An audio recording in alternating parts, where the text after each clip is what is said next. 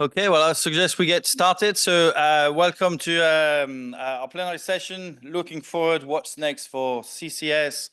We've got a slight change to the program. So we have three speakers in this session. So Mark Sommerfeld, who's director of the CCSA, Tony McCann from SEPA, and Joan Gordon from the CCS innovation team at DESNZ. Without further ado, I suggest we dive in and yeah, Mark, the floor's yours. Pointer if you need it. Morning, thank you very much.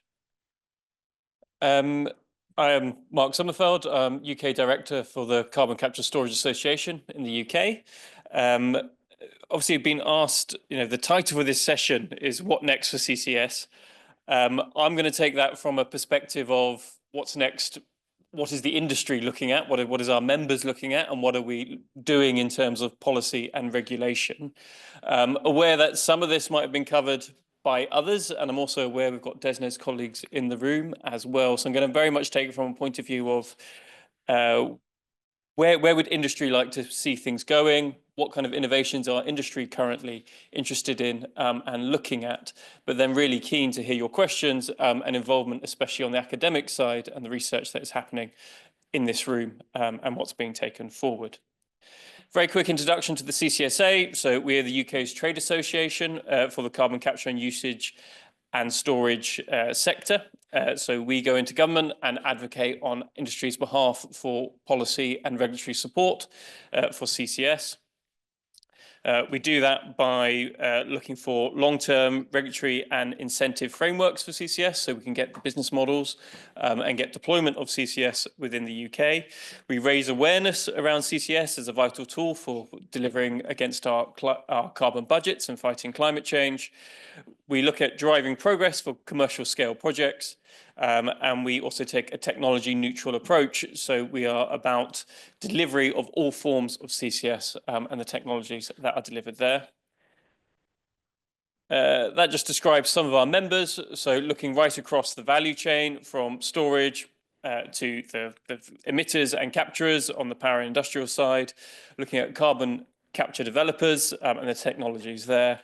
Engineering and equipment, so your EPC contractors and the delivery of the build out of these systems, the transport and distribution companies, and then a growing number of service providers to the sector, so financial, consulting and others involved in the sector. We're now about 130 members in total. So just to start off, I think, looking forward at CCS, I think it's important to put this in context of the last couple of months. Obviously, we've had a change of government, but the positive note to take here is that the new government, the Labour government, have so far been very supportive of the CCS sector and wanting to see CCS delivered as part of their climate delivery plans. A couple of key moments to mention. So immediately after the election, we had the statements of delivery of the mission control delivery. So this was creating the Clean Power by 2030 mission, of which CCS has been identified as an important component for delivery in. And that's really very much a statement of saying CCS is very much part of our immediate future as well by 2030. Of course, a lot of CCS is going to be built out post 2030, and that is a challenge for us to be highlighting to the government that this isn't just about the 2030 target, but delivery beyond that as well. Probably most important for the sector, a couple of big announcements at the end of last year. So 4th of October, we saw the announcement of 21.7 billion funding committed to the first CCUS projects. Those are the first 5 projects receiving that funding and being pushed forward.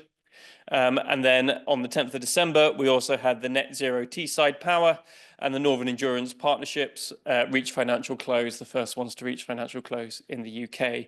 Really positive steps forward and key milestones for the industry in terms of getting things moving and taking forward.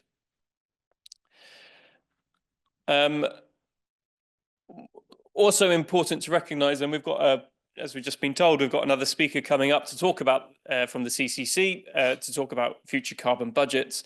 But really the industry taking confidence from the fact that a couple of weeks ago, the CCC published their 7th carbon budget and reiterated the important role, the important role for CCS in delivering net zero. And very usefully had this statement, which I think we are now quoting pretty much in every presentation, but CCC is stating that we cannot see a route to net zero that does not include CCS. So really reiterating the role of CCS and its delivery. But importantly, if you look at the 7th carbon budget, it's the role of CCS across multiple delivery pathways. So it's looking at low carbon dispatchable power, it's looking at the role of CCS within industrial emissions, including energy from waste, looking at low carbon hydrogen and engineered removals as part of that as well. So when talking about the CCS industry and innovation within this sector, I think it's really important to be thinking about the different areas where CCS is going to be used and the different pathways and roles it will play in delivering net zero.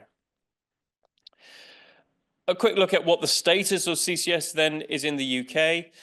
Many of you, I'm sure everyone is aware of the cluster sequencing process that was put in place by the previous government and is currently the main delivery pathway for future, for current projects. And that's divided into your track 1 projects, which is around HyNet and the East Coast, and the track 2 projects around Acorn up here in Scotland, and the Viking CCS delivery project as well.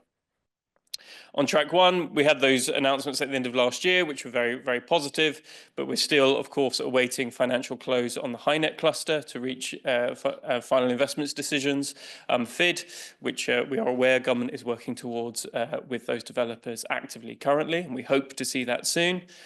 On track 2, we are awaiting funding commitments from government, and we've had clear indications from government that they are considering this as part of the comprehensive spending review, which we're expecting in June to be published. And we've been doing an awful lot of work over the last few months to really highlight the economic benefits to government, which I will come on to highlight why continuing to invest in CCS and delivery of track 2 and track 1 expansion is so critical to the delivery of this sector and driving the next stage in the delivery of these projects.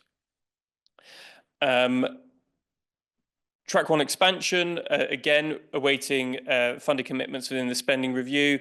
We've had indications that we are around government shortlisting of anchor projects, but that is still to be announced.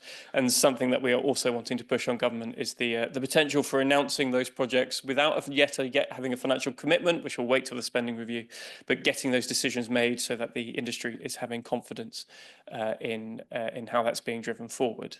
There are also many other clusters around the UK, and we are wanting to see a dedicated route to market for those future clusters, so future allocations for how support can be given to deliver these clusters, and probably most important to that is also work around non-pipeline transport, NPT, which has also picked up within government work streams in the last few months. There are wider developments that are also going on, which are all going to be involved in looking at the next steps for CCS in the UK. We mentioned Clean Power 2030 and the delivery of that recognises 2 to 7 gigawatts of low carbon dispatchable power capacity being needed for that. We're also in the midst of the development of the industrial strategy, which government is currently working on, and clear messages there that we're giving to government around the role for CCS in delivering growth industries within their chosen areas of their industrial strategy, and both clean energy industries and advanced manufacturing being highlighted as important areas within there. There's also a lot of spatial work going on right now in the UK, looking at both the energy system and our infrastructure system.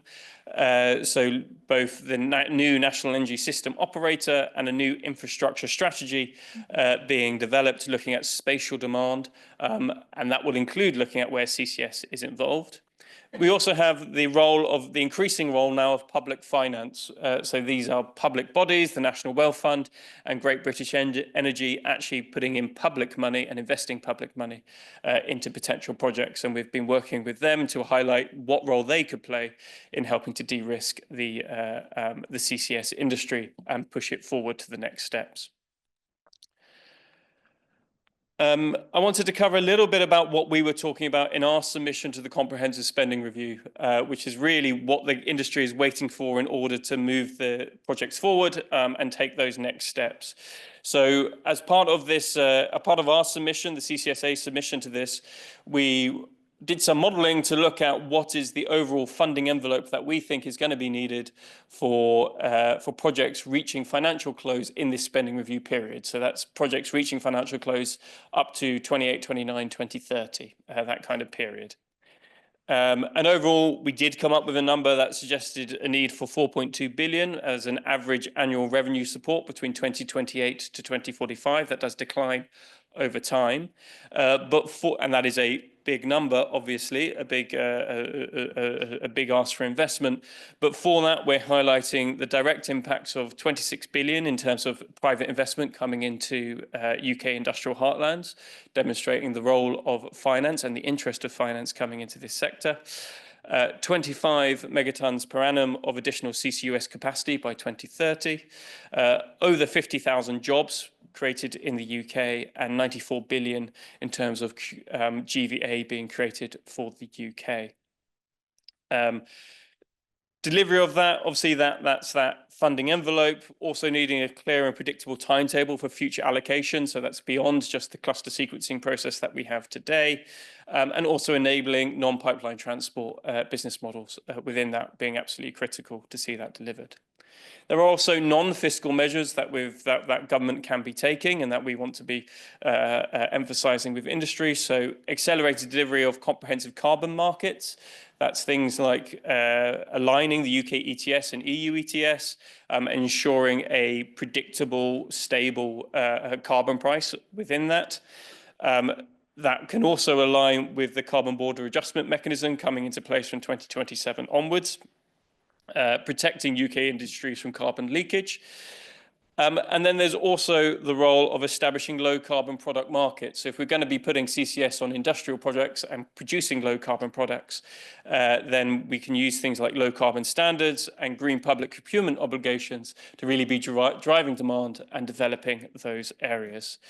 And then finally, also addressing barriers to cross-border carbon markets within Europe. So we have this fantastic opportunity in the UK to be within the North Sea, which I saw some of the posters were also talking about outside, but to be utilising our natural storage available to the UK and exporting that storage potential and seeing that as a massive economic opportunity for the UK.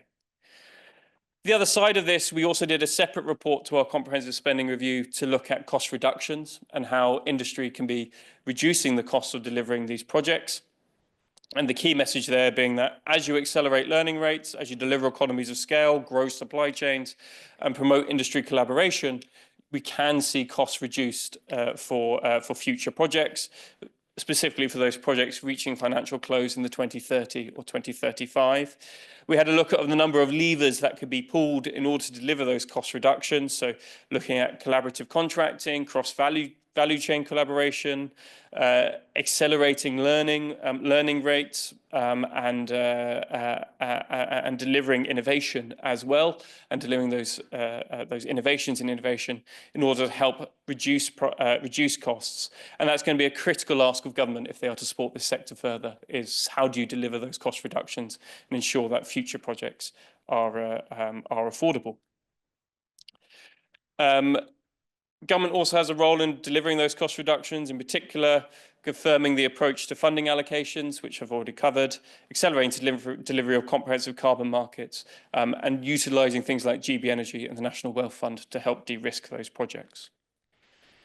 There's also lots of opportunity for innovation within this sector, and industry are very keen on hearing innovation. Being fantastic to listen to some of the presentations this morning around the research that is going on and how that could be applied. I think particular of areas of interest currently within industry, and the innovation can cover many areas. So contracting arrangements and allocation. There's innovation within how we contract and do our supply chains, and deliver efficiencies there. There's also a lot of other industries where CCS could be applied. We are constantly meeting with other potential members of the CCSA where they want to see CCS delivered as well, and where else could carbon capture be utilised. There's things like next generation capture technologies, so lots of interest in non-amine capture technologies, and of course DACs as part of that. In particular, as part of cost reductions, there's a focus on modularization of CCS, so compressing the size, standardizing designs, reducing space requirements and shortening build leading times are all critical to how the future, where the future industry wants to go to. Evolution of UK carbon markets, especially around greenhouse gas removals and carbon capture and usage, where that might be utilised within the future. Ongoing innovation in transport and storage, and then of course from a UK government perspective, how do you deliver export opportunities as part of that, especially around intellectual property and delivering future services. And with that, I'm going to bring it to a close and open to any questions. Thank you very much.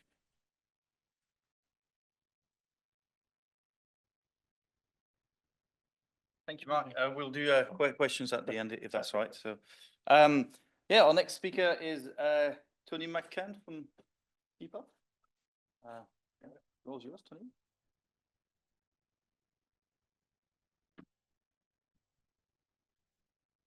Okay, I was just wondering where the presentation there is. Okay, everyone, thanks for having me today. I'm Tony McCann from the Scottish Environment Protection Agency, and I'm here today to share SEPA's perspective on some of the regulatory challenges and opportunities that we foresee in the carbon capture and storage. I now realise from watching some of the presentations that I should have created an opening slide to describe who SEPA are and what we do, but we're the environmental regulator for Scotland, and we work with industry who emit emissions to the environment, be it the air, the water, waste, or even radioactive substances.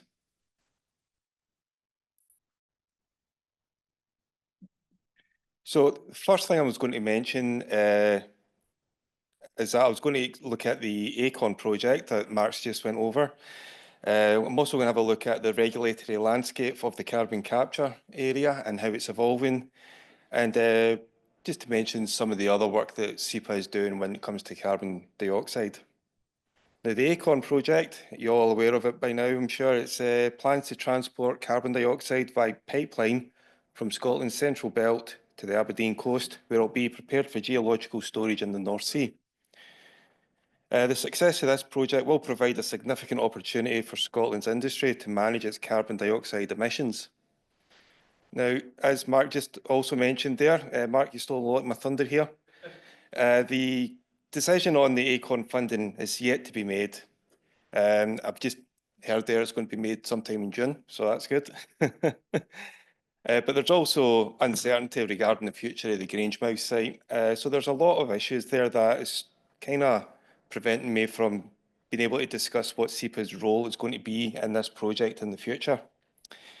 I do believe we will have a role in here with the emission trading scheme, because the transportation of carbon dioxide by pipeline is an activity identified by that scheme. So we will be involved in there. But until funding decisions are made, we do remain in contact with any progress that's going to be made, similar to the ones in the Humber and the Teesside. So I was, rather than speculating a lot on what I could say, I just thought I'd move on and talk about the regulatory landscape. So this is the part that I find interesting because it involves the work that I'm involved in. It's about the evolution of this regulatory regime, and I've prepared it in light that you might all be 100% familiar with it. Now, SEPA regulates industrial activities that impact the environment through the pollution prevention and control regulations, and we call that the PPC because it's easier to say.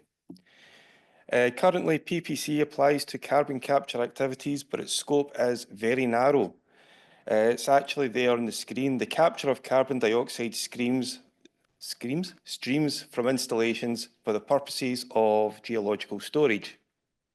So this means that SEPA's regulatory role is quite limited, and it only applies to carbon capture activities that are connected to an industry that is currently regulated under PPC, and that the carbon capture, the captured carbon is actually sent for geological storage. So it doesn't cover those activities that are not regulated by PPC regulations, and if the emissions are used in a product somewhere else, such as in the chemical or the food and drink industry. Yet for me, capturing carbon, that activity itself, it still poses the same environmental risk. So we have a bit of a gap here. And this is where I'm going to discuss the changing landscape of the regulation. And we're actually currently going through it right now.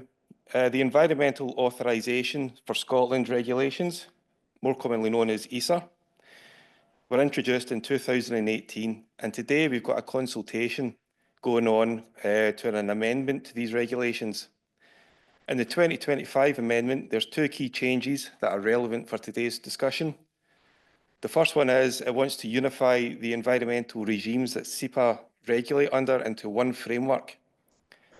So that PPC regulation up there and the carbon capture activity, as it's described, that's going to be absorbed by ESA, as well the waste management licensing regulations for waste activities, the controlled activity regulations for the water environment, and the radioactive substances regulations.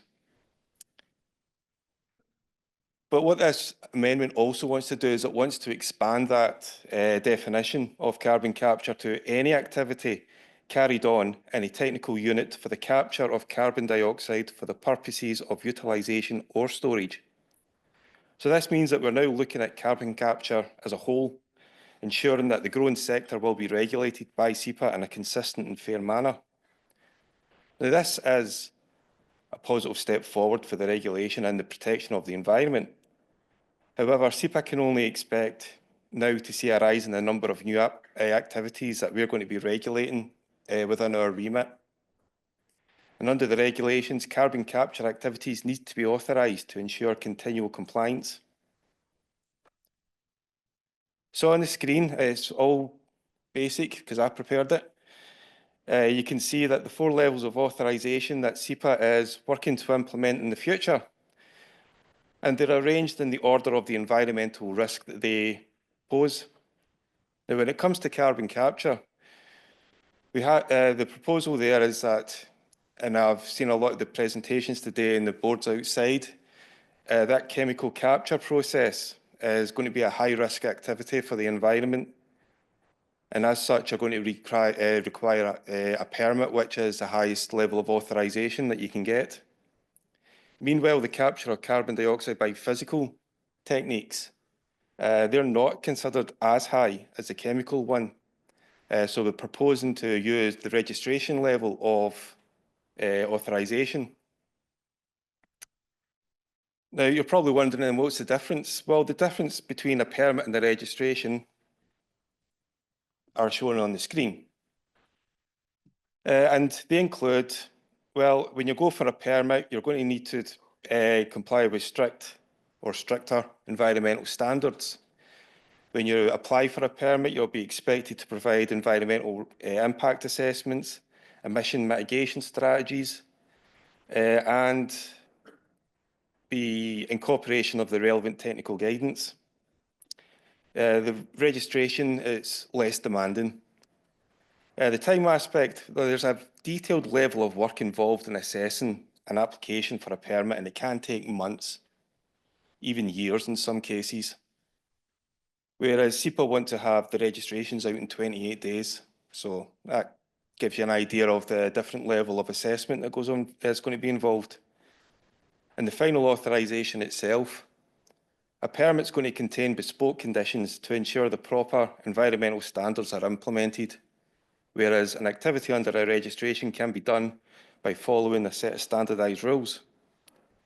Now, I'll be honest, I found this table useful for myself when I'm making these comparisons, but it didn't land very well with my test audience, which was my kids. They had more questions about the content than the actual message I was trying to deliver, and they're 16 and 18, so they're not 7 and 8, just coming off the Teletubbies or something. So what I did was I made a comparison here to a permit is like asking someone to paint the Mona Lisa. It's going to take a long time. It's going to be more complicated and it's going to require a lot more detail. It's going to be expensive and it's going to be subjected to a high level of scrutiny from a lot of interested people, just like the application process for a permit. Whereas for registrations, well, that's like a paint by numbers kit. It doesn't take as long. You're going to be given the instructions from the beginning and you're going to be expected to follow them. It doesn't cost as much. And let's be honest, it's not going to attract the same level of attention as the original. In fact, I'd be more impressed if you managed to get it hanging in the public toilets at the Louvre than the original, which adorned Napoleon's bathroom. So all we expect is that you stay within the lines. So to prepare for the inclusion of carbon capture activities, one of the measures SEPA is planning to do is focus on the higher risk activities that require a permit, while maintaining a sufficient level of control over the lower risk activities through a more streamlined registration process. Now, I appreciate that today we want to talk about carbon dioxide and the carbon capture as a means to manage these emissions. And it's a valid approach, but I'm an environmental regulator forged in the fires of the pollution prevention and control regime. And the main goal there has always been to prevent or reduce the emissions at the source whenever possible. So one of my big questions is, why not stop CO2 from being produced in the first place? So at SEPA, we want to include decarbonisation of the industries that we regulate, leading to the prevention of the CO2 production. One approach we're looking at is a simple framework of the decarbonisation hierarchy on the screen. And if you look closely enough, you can see the resemblance with the waste hierarchy of reduce, reuse, recycle, recover, and then finally dispose. Now at the top, we would want you to consider reducing your energy consumption. And then you're moving on to the efficiency of our systems, and then finding any energy switching opportunities from going from a fossil fuel source to a renewable, for instance. Then near the bottom, you can see carbon capture and as a last resort, offsetting.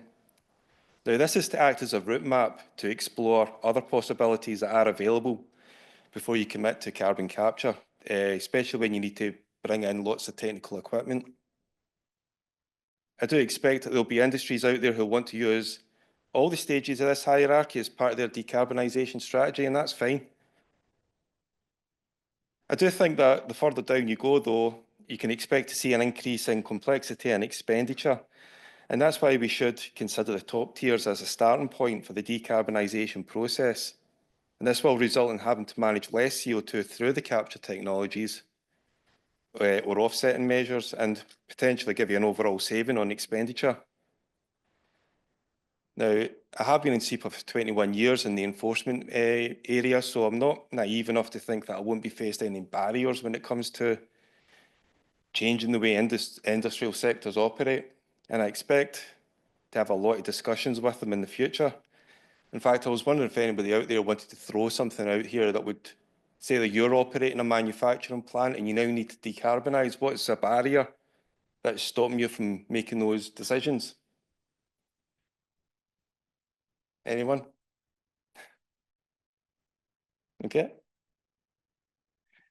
Well, one of the things that I've been looking at is we need to manage the change and uncertainty that it brings. I mean, some industries still apply that if it isn't broke, why fix it? And that's a valid point. The time and the cost it will take to implement, what's the initial cost that I'm going to have to shell out, and what's the payback period? And then making the right choices. Now at SEPA, we want to work in partnership, allowing us to work in collaboration with the industry to support and explore decarbonisation opportunities. Through these partnerships, SEPA can better understand the challenges the different industrial sectors face in reducing CO2, and also help them to take action for the future. That would include trialling new approaches, managing the regulatory expectation, and offer early engagement to make decarbonisation more achievable. By taking this approach, we can develop a realistic strategy to cut emissions and enable the transition to a low-carbon future. Now, this action does feature in SEPA's operating plan, so I do hope to be able to provide more details next year regarding progress.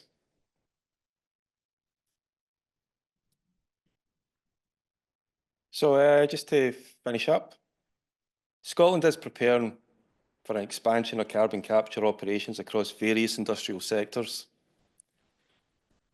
We are waiting for the investment decision to be made on the ACON project. Once confirmed, the ACON pipeline is expected to become a key carbon dioxide transportation mechanism, providing industry with new access to geological storage opportunities. As the regulatory landscape evolves, SEPA's oversight is going to increase, and we're going to be regulating new industries so we can assess and issue authorisations and ensure continual compliance with the legislation. To manage this efficiently, we are working to streamline the application process, allowing us to focus on operations that pose a greater environmental risk and who'd benefit most from having SEPA's involvement. Now, SEPA does already have a working relationship with the industry, and it's to ensure that environmental safeguards are in place. Moving forward, we aim to strengthen these relations into partnerships so we can explore decarbonisation opportunities. Now, as a final thought, I did have the one that's on the screen there, that regulations shouldn't be a barrier, it should enable the right solutions. But I have such a rock and roll lifestyle that over the weekend I had an even deeper reflection on this. That is what we got us here today in terms of carbon capture. It's not going to be enough to take us to tomorrow. The future goals is changing, and so must we as an industry. Waiting until something is broken before we fix it isn't the best strategy when it comes to exploring decarbonisation measures or implementing carbon capture techniques. So the sooner we adapt, the better positioned we'll be for the future. And thanks for your time. Yeah. Okay, our next speaker is John Gordon from DESNZ. So John is with the CCS innovation team, and yeah, can you tell us more about that? Super. I guess by way of introduction, my name is John Gordon. I work within the CCS innovation team at DESNZ. I just want to start off sort of reflecting over the past day where Jeremy and Julia sort of alluded to yesterday, the different approaches and policy that we've had in the UK over the past 20 years has been that evolution of the single projects through to the cluster approach which we have just now. And as Julia said, the academic research has continued over that past 20 years, but we've also continued support for innovation funding in the UK since 2004, just over £370 million towards innovation projects on research, development and demonstration across the UK.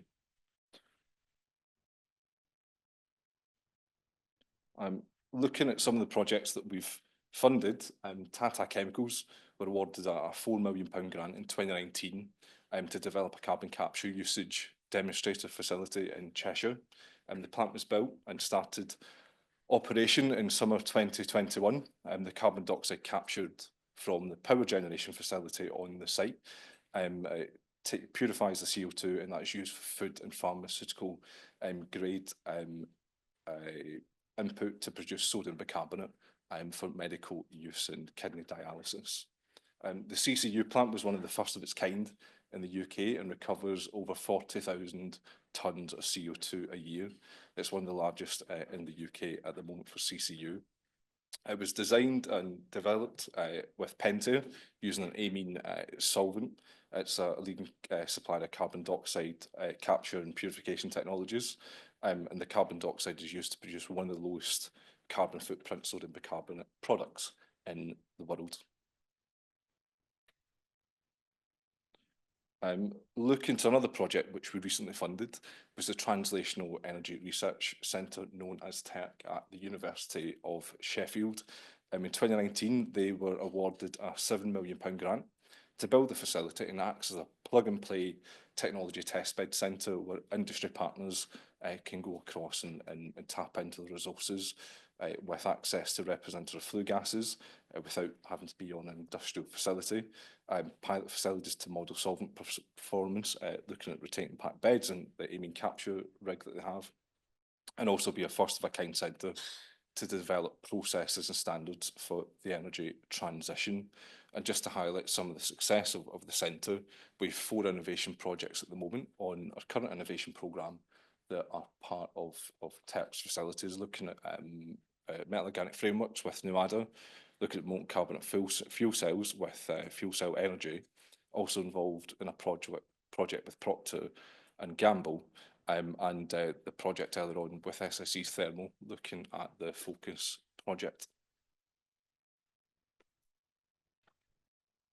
Now, the innovation funding that we have at the moment ends on Monday next week, so there is no new innovation funding in the next financial year, and looking to 26, 27 and beyond, that's subject of the spending review.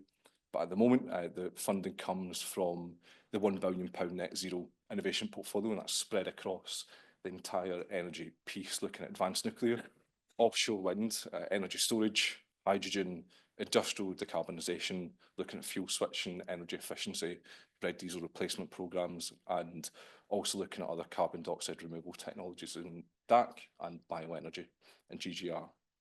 And of course on CCUS, the programme which I'm responsible for is the £20 million CCS Innovation 2 programme, and we also have the International Collaborative Programme, which is the £5 million contribution to accelerating carbon capture storage technologies. And the intent of these programmes to look to reduce the cost of capture, and also trying to scale up some of the technologies through the TRL. So the focus on CCS Innovation 2 is to scale from TRL 3 to 5, and one pot of funding that can apply up to £1 million, and then looking at scaling beyond that for TRL 6 to 8, with funding provided up to £5 million. So we cover the full system, and we try and take a system approach on it, looking at point source carbon capture, carbon dioxide transport. We've got a project with John Crane looking at supercritical CO2 seals for applications in power stations, carbon recycling, and the geological storage of carbon dioxide. And on the programme, we have 30 grant funding projects, including a review of next generation carbon capture technologies for industrial waste and power sectors, which we published in 2022 with involvement of John Gibbons, obviously here at UKCCSRC, and AECOM publishing that. Now, looking at some of the technologies which were funded, from NADA in Belfast developing metal organic frameworks, to projects assessing cement well casing integrity with Net Zero Geosystems London, and producing base chemicals in Edinburgh with Ingenza, and producing animal feed from carbon dioxide at a nickel refinery in Wales with Remediate. The programme is funding novel technologies across the UK, spanning mechanical, chemical, process and subsurface engineering disciplines to develop low carbon fertilisers, next generation carbon capture technology, construction materials, chemicals, and also modern pore space and plume migration. And now, one of the conditions of receiving grant funding is knowledge sharing, and each project has to produce a series of deliverables and reports. We currently have that on gov.uk dating back to the White Rose project, and we'll be publishing about 50 reports on gov.uk in the next couple of months as projects start to end this week. We'll be publishing those final reports, which include LCAs and TAs as well. Thinking about the limitations of some capture technologies in industrial sites, we have tried to focus on looking at next generation carbon capture technology, and we see that as having a key role in tackling that 100 tonne per day market in the small emitter site, especially in dispersed locations. Now, as I mentioned earlier on, we published a study in May 22 looking at the next generation capture technologies and existence, a technology review, techno-economic assessment with a methodology and also a pilot plant design, which we published on gov.uk. Some of the challenges you'll be aware of, we'll get limitations with some of the capture rates. We're trying to increase them to above 95%. We've got some issues with energy requirements, environment and operating conditions with permitting and trying to overcome those issues with amine solvents compared to metal organic frameworks. We've got challenges with OPEX costs of electricity and gas, and also the large kind of outlay of CapEx. We've tried to model some of the technology on industrial sites. We've had projects that have deployed carbon capture technology at glass sites in St Helens, cement plant in Peterborough, and energy from waste facilities in Hull. And what we're really trying to do is increase the operating envelope of some of these technologies and to try and encourage industrial emitters and developers to work together to try and assess the performance of the capture technology and whether or not it's feasible to deploy this on site. When we look at the market opportunity in the UK, there is a data set in the National Atmospheric Emissions Inventory, which is publicly available, where we assess there to be about 30 small emitter sites operating between 100 to 200 tonne per day market. And the mediums category, 200 tonne per day to 500 tonne per day capture, there's about 35, and those larger emitters, there's about 30 of them in the UK. Now, some of those sites, for instance, at Port Talbot, they'll be converted to electric arc furnaces. There'll be a reduction in a need for carbon capture there, but it sort of gives you the market opportunity for deploying this in the UK and the different tiers of market. The other project stream that we have is the ACT3 programme. One of the projects that we've had, quite a successful project, looks at deploying ship-based carbon capture. The project is called Everlong. It's looking at international shipping. It creates about 3% of global emissions, with the maritime sector pledging to reach net zero emissions by 2050. To encourage the uptake of ship-based carbon capture, we've looked to demonstrate this on board LNG fueled ships and trying to integrate that technology into existing ship and port infrastructure. This project with the University of Edinburgh and TNO have had 2 test campaigns. They've achieved an 80% capture rate operating over 2,500 hours. The next steps are looking to investigate port readiness and quayside handling infrastructure. And we do work with the Department for Transport to try and understand these cross-chain risks within the department. So looking to 2050. As I said, innovation funding ends next Monday through the Net Zero Innovation Portfolio. The funding beyond that is dependent on the spend review. But what we want to do is as part of the CCS vision, is encourage the development and demonstration of new technologies, systems and processes across the full system of CCUS, with the aim of reducing costs, stimulating that private sector investment, and maintaining the UK's international leadership in the position on driving action on climate change, and to inform future policy decisions and continue knowledge sharing, which is so crucial to scaling up these technologies, not just in the UK, but globally as well. That is it from me. I've got some links here to the knowledge deliverables on gov.uk, as well as some of the links to the programme projects. If you get any questions, reach out to myself or my colleague Laura, and we'll be happy to chat to you. Thank you very much.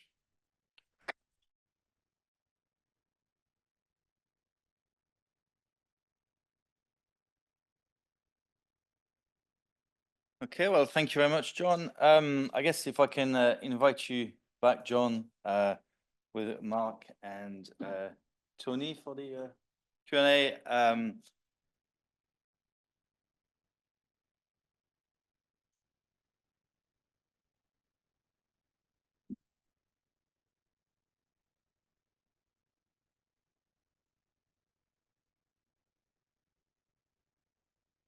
Okay, so do we have any questions for our presenters? Good morning. Thank you for those presentations. I may have missed something, but I didn't hear the concept of just transition from anyone this morning yet.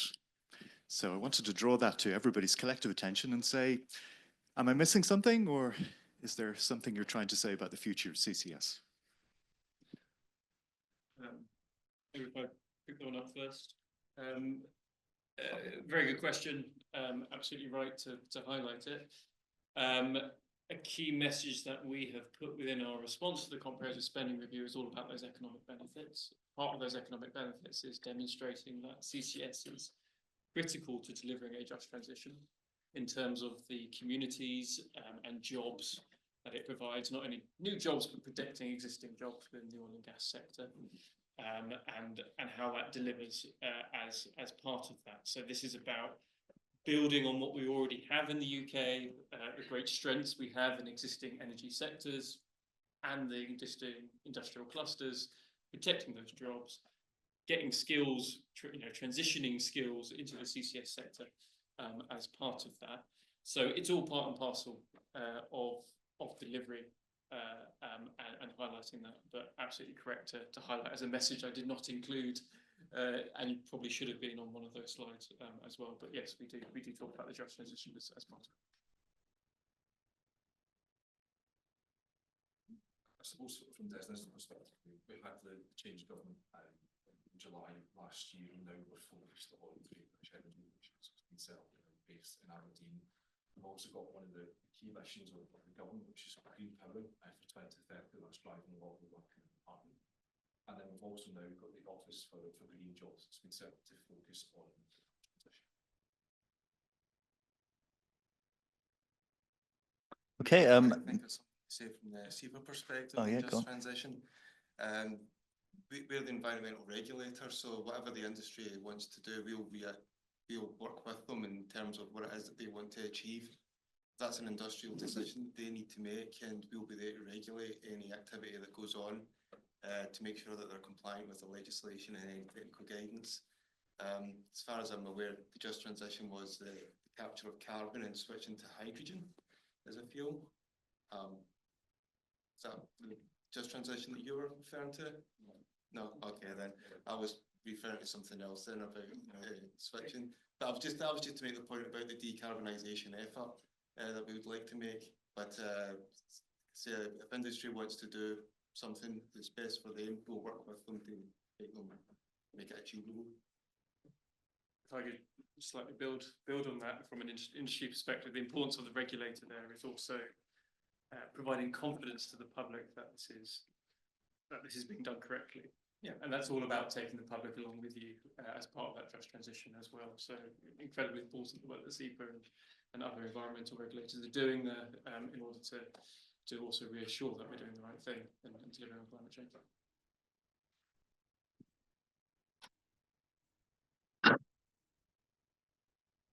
Okay. Well, if I can add something, yesterday we had a session on cross-cutting issues and policy and social science, and one of our colleagues who might not be here, Karen Turner, she presented some work that she did on economic modelling.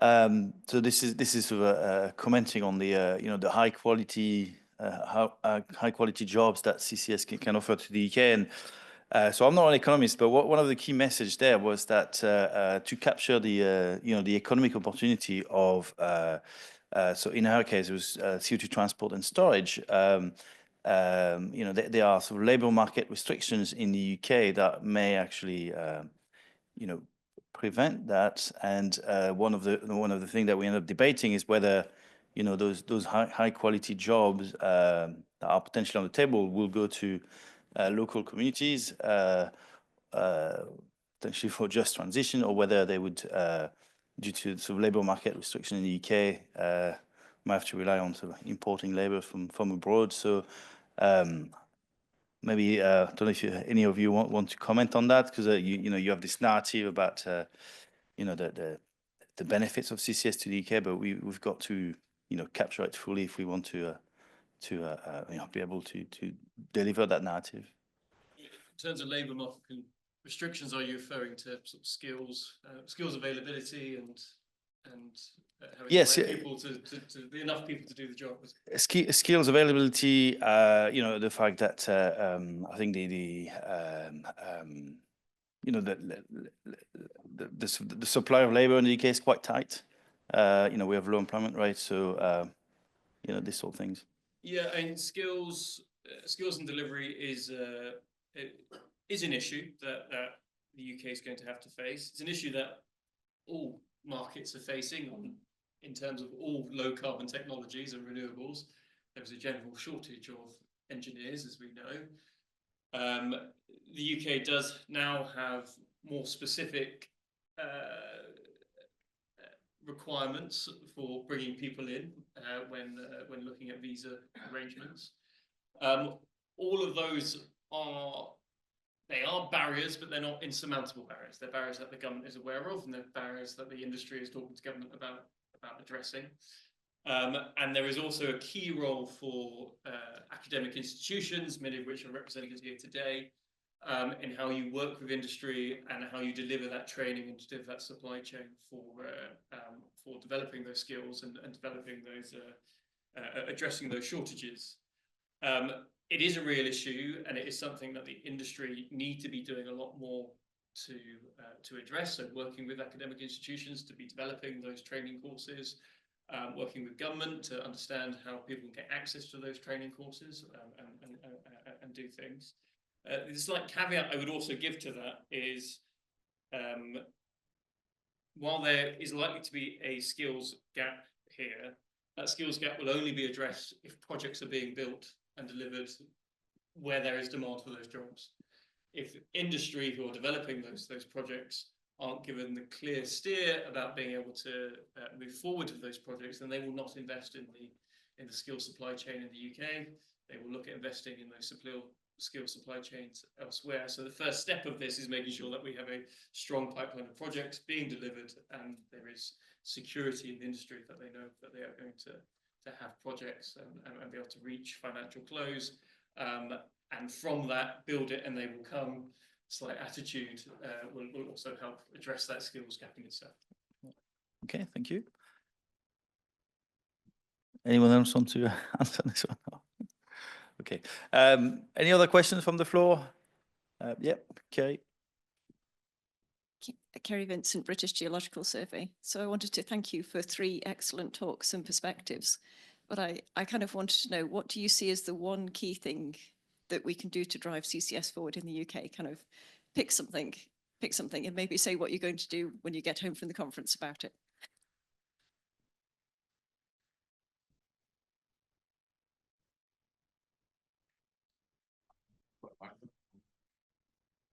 I would like to find out what happens with the June spending review.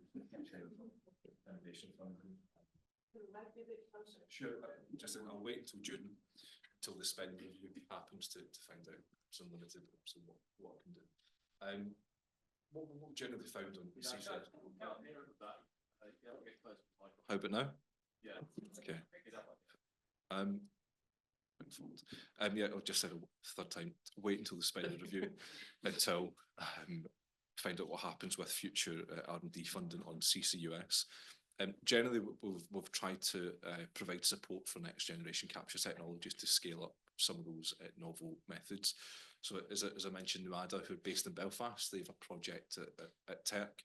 They're deploying the unit with waste-derived representative flue gas, and they also have an MOU with Infinium in Leeds to deploy that pilot plant there to try it on real flue gas.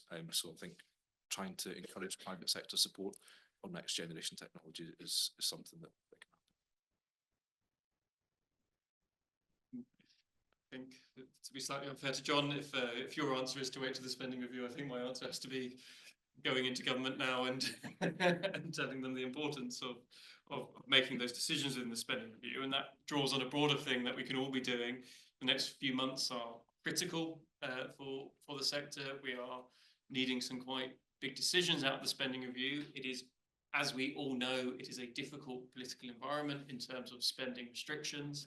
The government is making no secret of the fact that money is tight. So it is all about, therefore, if we are going to ask the government to support us in this way, what are we going to be delivering as an industry? What are the innovations and the economic benefits that we can deliver? And it is becoming on, obviously, us as a trade association for doing that, but individual actors within the industry, including academia, and the innovation that we're seeing at the conferences like this, to be communicated to government so they can have confidence in that kind of support. As a second action, and to build on John's answer there, the stuff that happened as part of the Net Zero Innovation Portfolio is really interesting and really critical. And something I want to take away is how do we utilize all those reports that are about to be released, and ensure industry is engaging with the findings of those studies, so there's real output from them. Because my concern there is real significant money has been spent here on really interesting innovation projects and demonstrations, but if as an industry we're not using those learnings and circulate those learnings, then it's a wasted opportunity. So that's really critical that we take that away and do that as well. Okay, I think we have just want to leave it there. Oh yeah, okay, go on. Sorry. From SEPA's position, the waiting for that spending review will be, well, a determining factor in what we're all going to be doing in the future. For SEPA, we're still going to be looking at industries and how we can improve decarbonisation. It's not a quick project, it's not a quick fix, it's carefully selecting industries and you approaching them to make sure that they'll on board with us in a safe way. But as an environmental regulator, that's quite a positive thing to be doing. So.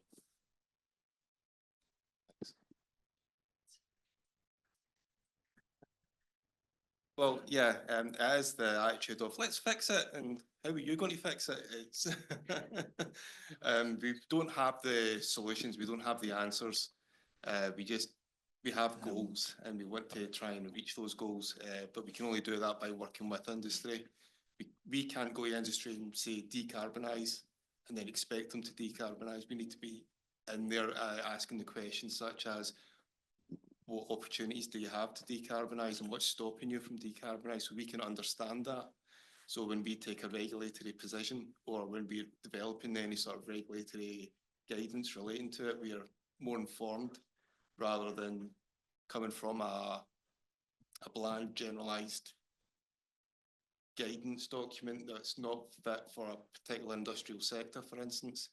So we couldn't use an industrial decarbonisation for the same way we would in the steel industry as we would in the dairy industry. So there's differences in there, but we need to be aware of that. And I think that's what we'll be doing in the future as part of our drive to get to net zero. Okay, yeah, we've got a question from the audience. So in all of your presentations from your respective organisations, you mentioned the 2030 clean energy target and the legally binding 2050 net zero target. So what would be your perspectives on essentially what happens next if either or both of those are missed? Because obviously 2030 is quite soon. Good question. I think the first thing to say about the 2030 target, so the government published earlier this year their Clean Power Action Plan, about how that 2030 target is going to be met. From a CCS perspective, they had a range that said 2 to 7 gigawatts of CCS is going to be required. A lot of that looking at low carbon dispatchable power as having a key role to play.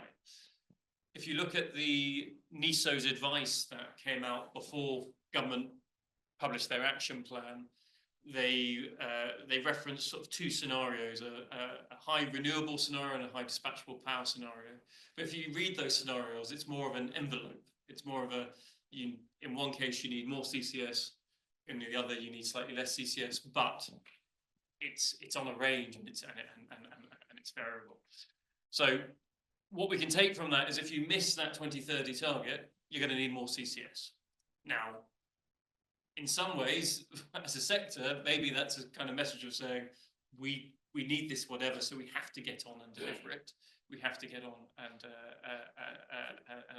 and see deployment, because there is no world in which you do not need some of this, and that's going to be critically important. The other bit of going, okay, your longer term 2050 targets is also identifying the role that CCS has to play in the really hard to decarbonise areas where there really isn't many other options or no options at all, especially when it comes to decarbonising industry and heavy industries, and recognising the role of also maintaining our opportunities in the UK. So it's, reiterating, saying, 2030 is a big, ambitious target. If you talk to Chris Stark, head of mission control in DESNZ, he's very honest in saying this is at the edge of possibilities of what's actually deliverable. But no matter if you hit that target, you have to be pushing forward and building beyond 2030 in order to meet your 2050 targets, and really reiterate the role that CCS is going to have within doing that. The other side of that, and flipping on its head, is saying, okay, we have these targets. It's slightly negative to look at, well, what happens if we miss those targets? To look at the positives is what are the benefits, the economic opportunities delivered by meeting those targets, and pushing ahead with CCS no matter what. What are the jobs? What are the skills?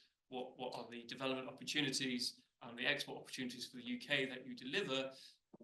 In which case, no matter what you do, this is a net positive. Even if you miss those targets, as long as you were pushed towards them, has been worthwhile and has delivered for the UK as well.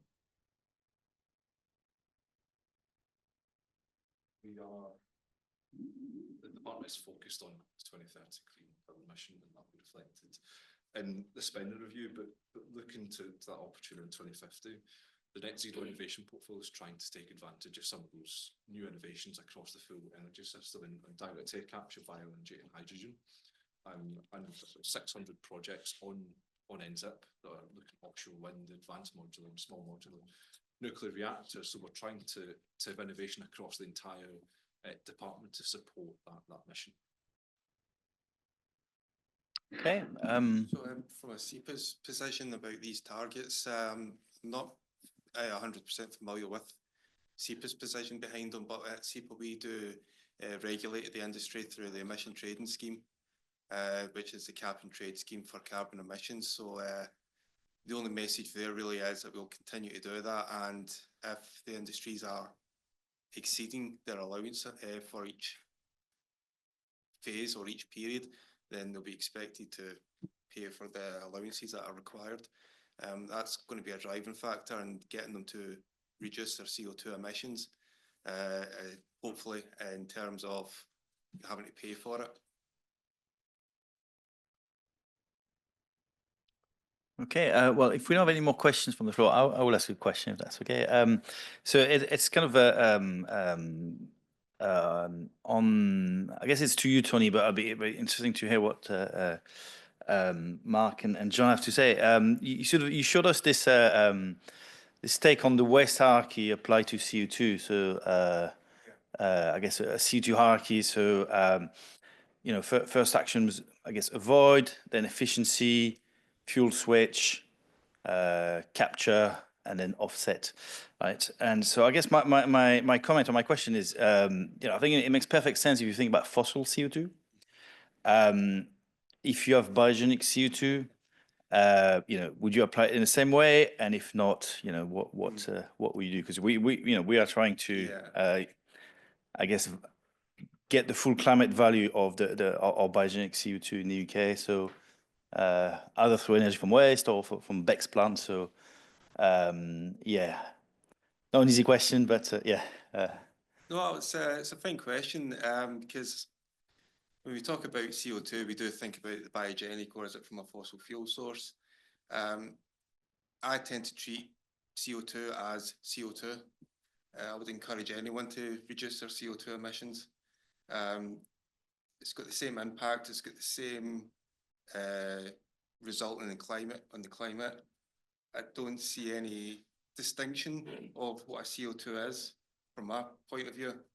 I think there is a distinction in the emission trading schemes and certain different ways in which we manage it, and that's fine and great. But if you're just going to release CO2 and say it's biogenic, I'm kind of like, well, let's do something first before we just admit it.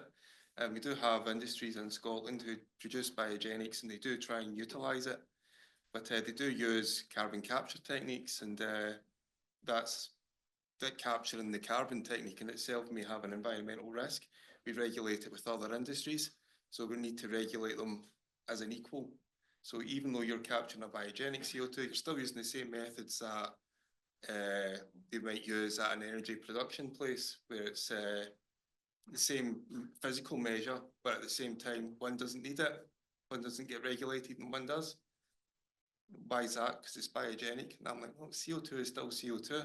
So the legislation seems to have taken that approach where it's not made the distinction between biogenics. That could probably still be an issue, but it certainly does take in the aspect of we're capturing carbon and it's just, that's it.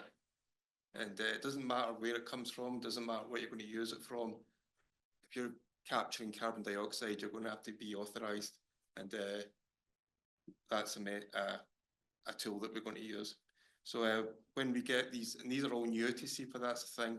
We don't currently regulate a lot of them just now because they might not fall in our regulatory regime.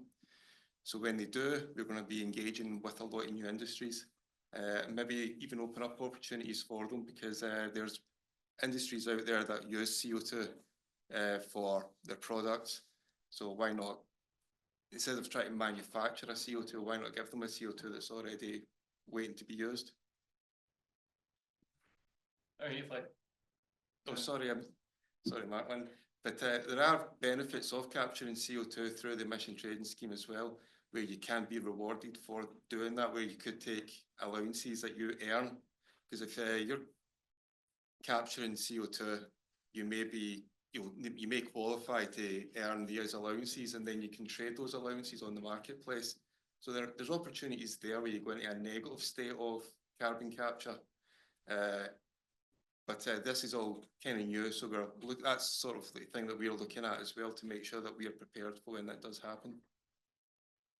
I mean, the big benefit of capturing biogenic CO2, and just to highlight that, you know, there is a recognised difference between fossil CO2 and biogenic CO2. Biogenic CO2 has come from plants and sources which have captured it from the atmosphere. You're not digging it up from the ground. So if you capture that CO2, if you capture that biogenic CO2 and store that underground, you are effectively removing carbon from the atmosphere as a result. You're disrupting that carbon cycle, and that's a real positive aspect. And it's an area where actually the UK could have a significant lead in terms of developing those negative emissions, those carbon removals. And it's an area where big industry is very interested in understanding how they can get more involved in supporting negative emission credits and buying those negative emissions. So there's large IT companies who've already come out and committed to buying significant volumes of carbon direct removals, greenhouse gas removals, which will provide an additional revenue stream to those biogenic CCS sites. So where you are able to create negative emissions from energy from waste sites or biogenic sites, then that is going to be a way of delivering additional revenue for those sites, which means that they don't have to be as supported, or helps de-risk those projects for government support as well. So there's a real benefit there to be looking at, and that biogenic CO2 aspect shouldn't be forgotten. It's an evolving market. On the regulatory side of that, there is work to be done, and absolutely that needs to be recognised. So monitoring, reporting, and verification systems are still evolving. There are recognised MRV systems, especially on biomass sites now. That's still evolving for the energy from waste side as well, where about 50% of their emissions are expected to be biogenic. But these are all issues which are evolving and developing, and industry is keen to work with environmental regulators to understand what they need to be demonstrating to reassure that those carbon removals are exactly what they should be. Yeah, that's what I meant. Okay, thank you very much. Sorry, can I ask the last question here? I want to use the opportunity to. Okay, so very quickly, and we want a very quick answer from the I would panel. like to know what is the UK strategy approach in response to potential shift in US CCS policy? Right, very quick answer, please. A really fun question, which impossible to know the answer to, because we don't know what the shift in US policy is yet. There's lots of interesting stories coming out of the US. We have members who were at Sierra Week 2 weeks ago, which is one of the big climate conferences in the US. Reports back there were that yes, the administration has changed their focus on climate change, but the administration does understand investment. Trump does understand the idea of getting returns. Trump is also very keen on oil and gas, all of whom have been, all those oil and gas majors are very much at the forefront of investment in CCS. So it's not to be read that because this new administration are not so focused on the environment, that they're not going to be still investing in CCS or renewables for that fact, because they understand where the returns come from. It's a different message and it's a different focus, and we have to be alive to that. It could work in several different ways in the UK in terms of what it means for us. We could see investment leaving the US and coming to the UK. That is a possibility. But equally, the narratives that we see coming out of bits of the American press, we are also seeing them being replayed in UK media, and that could also affect the dynamic that we have here as well. So it's impossible to answer the question really, but we are live to it, and we are watching with interest, and we will have to respond to it as the situation evolves. Okay, thank you, Mark. So please join me in thanking our speakers, and we'll move on to our final session.